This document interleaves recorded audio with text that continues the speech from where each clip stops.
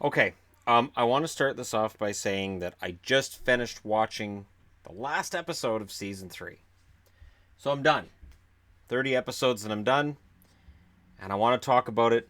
And I want to let you people know, if you haven't watched the entire show, A, if you don't have a overly queasy stomach, it's worth watching.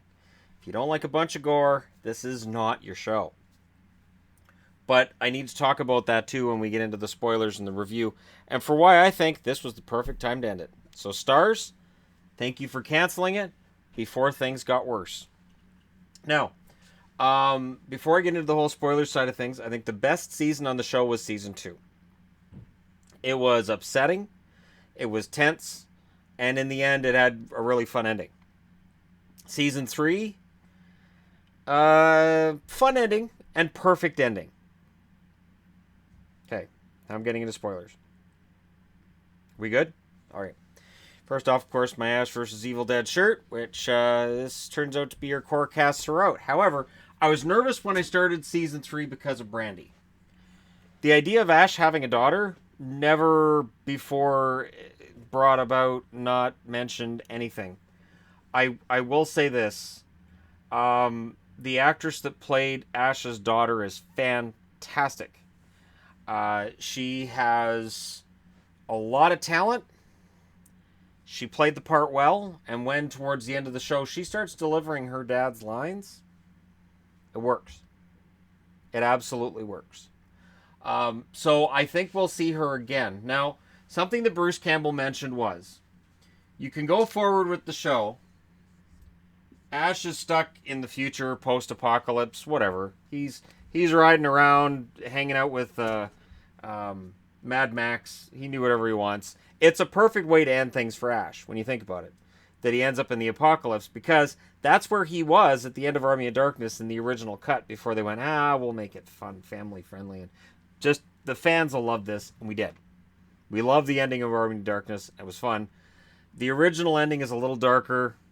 It's more in line with the rest of Evil Dead. Kelly, by the end of this series, is Ash. She really evolves. She's so stupid going after Ruby in season 3. She's so stupid that it's an Ash move. Because the first Evil Dead movie, I remember swearing a lot at the TV at Ash. Pablo, by the end of this series, he is the overpowered character. And the connection between Pablo and the Book of the Dead becomes more and more confusing as the series goes along, for me. I get it in season 2, totally. Season 3, it's more of a Deus Ex Machina. Like, he seems to have a connection with the book when it's convenient for the script, but not all the time. So at other times when it may have prevented people dying, he magically doesn't have a connection with the book. Ruby, I'm glad they killed Ruby off at the end of this. Here's my problem with Ruby over the period of the show. Ruby as a character was two-dimensional for the most part in season 1, and you kind of feel bad for her on some level, but not really. And then season 2, she really evolves, and you learn to care about Ruby. So when they go back in time and Ruby of the past kills Ruby of the present, you're upset. But what it did was it reset the Ruby character, so in season 3, who cares? Really. And then at the end of season 3, when she's like, okay, Ash, I'll help you guys close the rift. Seriously? You've killed people who he cares about, and now you're going to make a deal with him. And you've been trying to kill him the entire season. It got really tired, and when they finally killed her, I was like, good.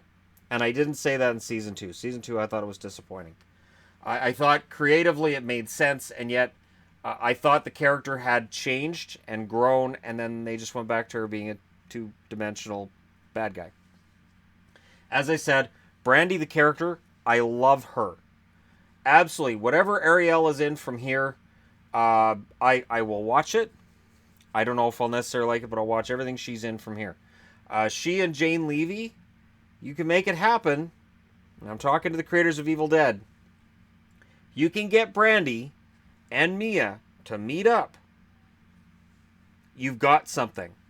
And you can have Pablo, Kelly, Mia, and Brandy, and oh my god, you've got an amazing movie right there. I wanted to touch on Ball from season 2, because again, I'm going through the whole show, right? Ball was not great. He wasn't. There were points where he was a threat, and definitely I did feel like he had got Pablo killed, but in the end, yeah. And villains in this show kind of turn into eh.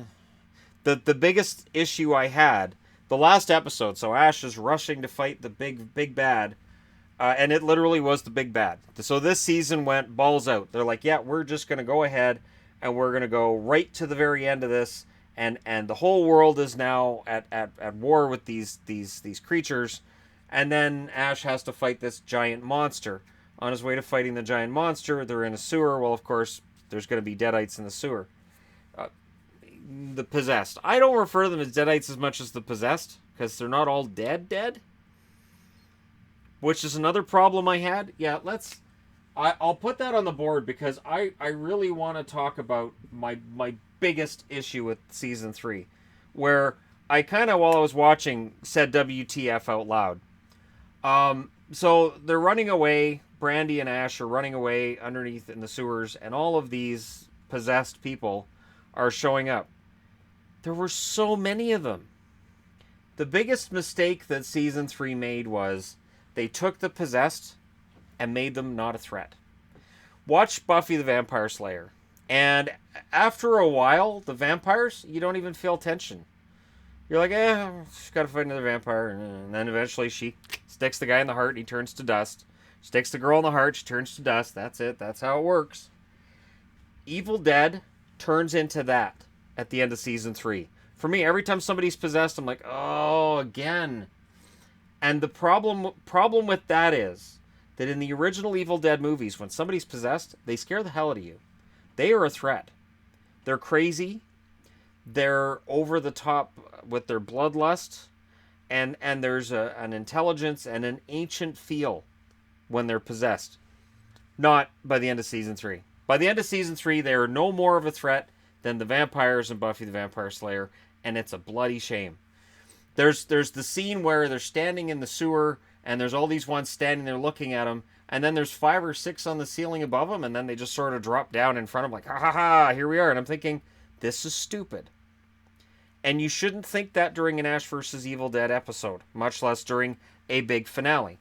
And then in the big finale, when he kills the big bad, and I guess that just fixes it, I thought it was spotty in its execution, so that finishes it then? Because, no. I'm saying no. I want to touch on Dalton, which was another problem I had with the show as it went along. Season 1, they would bring in characters, and I have a video on here where I talked about it, where they brought in these hikers, and I went, oh god, no. He hired 3 very attractive actors. I believe they're all Australian. A lot of Australian actors and actresses in this, including Ariel, who plays Brandy. She's Aussie as well. So, this is sticking with the Xena tradition of getting people from New Zealand and Australia to play in your shows. And clearly, it makes total sense with where filming is done by Sam Raimi. Dalton I had a problem with, because going back to season 1, whenever somebody shows up who's new, you go, how are they going to kill this one? Now, in season 1, there were characters that I grew attached to that died, and it was upsetting to me when they died. There was the one cop that Ash looked like he might get involved with, and then she got possessed. I was really upset about that. Season 2, there were a couple characters as well that I got attached to, like Ash's father. And I thought there was a nice sort of Obi-Wan Kenobi feel to Ash's dad in season 3, where the spirit just kind of helps Ash out and kind of screws him at the same time. But again, when you bring in Dalton and these keepers of the protectors of the prophesied one, or the followers of the prophesied one, the knights of the whatever, every time they brought one of these people in, I'm like, so he's dead. Even Dalton, who was in, I think, 5 episodes, I'm like, he's just going to die. So every time he took a knee when he saw Ash, and I was like, get up, I just rolled my eyes. I'm like, he's just there to kill him off. He didn't really do anything, and I couldn't quite figure out what the point of having him there was. Other than, I guess Kelly's booty call. I'm not quite sure exactly what was going on there either. So we get 30 episodes, which is almost 15 hours. When you think about it, Evil Dead is not something that you can flesh out to that long. One of the things I like about the Evil Dead movies is they don't overstay their welcome. They run at about an hour and a half each. I think Evil Dead 2 is like 80 minutes. I don't think it's even 90. So it's fast. And one of the nice things about the Evil Dead movies is that there's no waiting. There's no big build. It's just and violence. And the violence continues until the movie's over and you exhaust the audience. Now the problem here is there's dead time. In the 15 hours of the show, there is some dead time in there. And there is some character development stuff that gets thrown in there. You're like, why? Or you'll see a scene where they're bringing in new characters and you're like, you don't really need this here because we know they're going to die. Now, I thought it was a nice touch that the saw gets destroyed. And it reminded me of Thor Ragnarok. Spoilers if you haven't seen Thor Ragnarok. But this happens at the very start, where Thor's hammer gets crushed. So the whole idea is Thor has to learn how to be Thor without his hammer. And at the end, Ash has to learn how to be Ash without his chainsaw. And, it's his signature piece of equipment, and he's had it for decades. And of course he'd be upset to lose it, but when you think about it, how does that chainsaw run exactly? Never seen him fill it. If it's gas filled, and if it's electric, does it draw on his arm? Anyways, because we've never seen him actually have to do anything other than fire it up, and it always works. And the car. I thought it was a nice touch that at the end of the series, you see the car made up like something out of Road Warrior. I thought that was actually kind of fun with all the new guns. And the robot that he wakes up with, Lex, that was a weird, over-the-top Ash kind of thing, where he's attracted to the robot with the cleavage. It was a very Ash moment. And then, of course, he does say groovy. The last word on the show is groovy. It was the right move to cancel it. It was the right move to cancel it because let's say they had done a season 4. What do? Ruby's dead. Pablo is the Brujo now. He's the big witch doctor, knows everything about evil and good, and he's, Kelly is now the smart-ass, foul-mouthed Ash character. Brandy, well, she lost part of her finger, which really, that actually got me. I have to say that when her cell phone turned into whatever the hell, I don't even understand that part was weird. But when her cell phone bit her finger off, I honestly got upset. And I will say this. As much as I will talk about everything else that happened in this show and how by the end the villains didn't seem to have the heroes in any sort of peril, the moment that Brandy lost part of her thumb, I went, wait, are they going to kill her? They can't. It's the last episode. They could. The problem, of course, with that is everybody's dead numerous times on this show. How many times did they kill Ruby? And Pablo? And Kelly? And Brandy? And Ash? It's a lot. It's a lot. And let's get back to this. My biggest problem with this season. The bloody dagger. Since when does getting stabbed with a Kandarian dagger mean you're not dead? I saw that and I'm like, wait. No. So the Kandarian dagger, if it stabs one of the possessed people, it kills them and they die they melt. But if the Kandarian dagger stabs a human, it sends them into like purgatory and then they can hang out there for a while before demons drag them to hell. No. It was a fun little angle and an aside, but basically what it does is it means they can fake you out and say Kelly's dead, and then go, yeah, she's not really, though. We found a way to make sure she wasn't actually dead, which makes it feel like there's no consequences for a main character. So it's a good thing Brandy's a main character, or else the cell phone would have killed her. And for Ruby, again, she's killed by the Dark Ones. They don't really flesh that whole thing out. It just, to me, by the point where these hooded dudes in robes come out, I'm like, they haven't established this much at all. Where did this storyline come from? This is weird. And you go into the rift and you come out and you're demonic. Okay, all right. But they don't really establish what happens there either. So basically that was just to kill off the knights. And then the one that lives, magically Ruby ends up getting her. And the possessed Kelly girl gets her. And of course she dies, but she's possessed first. But I don't understand. Like, there was a lot of things going on in season 3 that I was scratching my head at. Where I was like, wait, I don't understand. Well, we have to get another page and put it in the Book of the Dead, and then we'll mask the book being here, and then it doesn't do anything. That whole storyline goes nowhere, and that's another problem with season 3. So you're hearing all this, and you're probably like, well, the dagger ex machina, kind of kills it. The fact that these people who are possessed, these zombie-esque people, don't really feel like a threat anymore. Well, I must have been really upset by the end of season 3. No, all of that tells me it was time. Now, you take Ash out. That's why I've got the brackets around Ash. You've got a pretty good show there. Now, obviously, Ruby, you don't bring Ruby back either. But you could have Kelly, Pablo, Brandy, and Mia. And you can make a new Evil Dead movie. And I know it's likely not going to happen. I think the Evil Dead universe is probably done. I think after 15 hours of TV show, it's probably finished. And it's had more life to it than anybody would ever have envisioned when it originally hit the air as a movie back in the 1980s, and nobody was allowed to watch it because it was on the banned list of movies. And rightfully so. I mean, based on what their criteria was, I totally get why they banned it. But it's not... The violence in Evil Dead has always been campy. It's just, in the original Evil Dead movie, it's hard to see the humor in it. It's kind of just, let's throw as much blood and guts onto the screen as we can. Let's see how far we can push it. And they did. And that's where this show is as well. You look at the things that are in this show, and there are moments in this show that are so much gorier and more disturbing than anything you see in any of the Evil Dead movies. And yet, it's allowed to be on TV. So we've come a long ways in the last 35 years in terms of what's allowed to be shown and what's okay. But for this to move forward, I totally agree with Bruce Campbell saying I'm hanging up my chainsaw. I'm done. Totally agreed. And I think it's perfect. And when I hear silly things like, well, they could recast Ash Williams. No. Stop recasting. Stop trying to reboot things. Stop going backwards. Go forwards. You've got a young cast here, minus Ruby. So I'll put brackets around Ruby as well.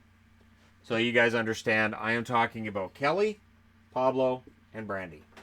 Brandy, who is a character that at the start of season 3, I really didn't care. I was like, really? Now he's got a daughter? Awesome. And then her blonde friend. The funny part was the blonde friend's there and Brandy's there. And they don't really establish who his daughter is. But I'm like, well, wait. You've got a very attractive blonde girl and kind of a plain-looking brunette girl. Obviously, the brunette girl is going to be his daughter. And at the start of the season, that's kind of how she was. And then they had her wear the prom dress for the last, was it 3 episodes? So they pretty her up as the season goes along. It's sort of like, okay, she's going to look plain. So we establish she's Ash's daughter. And then we'll pretty her up as the season goes along. Which, on a show like this, is a different way to go. I will say, though, they kind of went that way with Kelly, too. But Kelly's outfits kind of stay the same. Because everybody's got their superhero outfits. You know, Ash with that blue shirt, that's a superhero outfit. And for Kelly, it's the low-cut tops and the black, either black jeans or the black leather pants. And for Pablo, he's just Pablo. He's the superhero as he is. And for Brandy, I think her superhero outfit, I think, is more like, almost like the Little Red Riding Hood outfit she was wearing when she went to school that day. Like, I was like, she looks like Little Red. Does anybody else see it? Because I see it. But I was watching it by myself, so there was nobody else to ask. So you guys can let me know in the comment section below if you see it. Because it makes sense to me that she would look like Little Red Riding Hood, and that Sam Raimi would be thinking that while he filmed it, because she's off to meet Mrs. Wolf. She's off to meet the nice lady teacher friend, who isn't actually a nice lady teacher, she's Ruby, which I didn't like that either. There were things in this that I'm like, wait, what? And season 1, everything sort of flowed into this one big storyline that ended at the cabin. Season 2, everything kind of flowed into a past where they crossed over with the original people at the cabin. Season 3 is just sort of, okay, we threw all the crap at the screen and we'll see what happens from here. That's how it felt. And because the other thing that got tagged on that drove me mental, Stop with the doppelgangers. Stop it. Stop it. Evil Dead 2, we had Ash strangle himself through the mirror, which was terrifying the first time I saw it. I thought that was the creepiest cinematic effect I'd ever seen, and it was done cheaply, and it was delivered for kind of a gag, and yet I thought it was terrifying. When he leans out of that mirror and says, "We just cut our girlfriend up, does that sound fine to you?" and then started strangling himself. Episode 3, which is your Army of Darkness, of course, you get the bad Ash. Your little goody two shoes. Good, bad, I'm the one with the gun. Fantastic lines all the way through and amazing. Season 1, we see an evil version of Ash born from his hand. I want to say there was an evil version of Ash in season 2 as well, and then of course in season 3, Ruby uses the book to reproduce another version of Ash. And just I thought they should have stuck with the little kid thing longer. The fact that he grows up to be fully grown Ash, and he grows the chainsaw where his hand should be, and I was like, I don't. Anyways, it was weird. It was really weird, and I thought, we've done the Ash versus himself thing before. We've done it numerous times, which comes back to, it was time. But overall, I intend to watch the series again. It is one of those shows where if I could do a live stream of a show and a reaction and not have to worry about copyrights, that would be the perfect show to do that with. I intend to watch all of the DVDs with the commentaries so that I can get all the behind-the-scenes stuff, because there's got to be some really fun behind-the-scenes stuff with these shows. And the cast is just fantastic. So hopefully all of the actors involved find themselves some really excellent work. I know Lucy Lawless will, because she's Lucy freaking Lawless.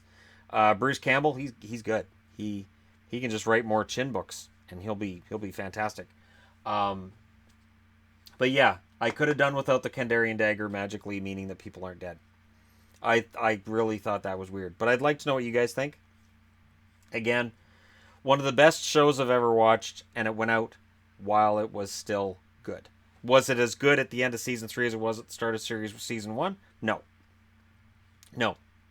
But that's why it was a good time for them to do the cancellation, and a good time for the cast to go, yep, we're good. It's done. So let me know your thoughts, as always. Hit like and subscribe if you're browsing your way through. You just happened upon this video.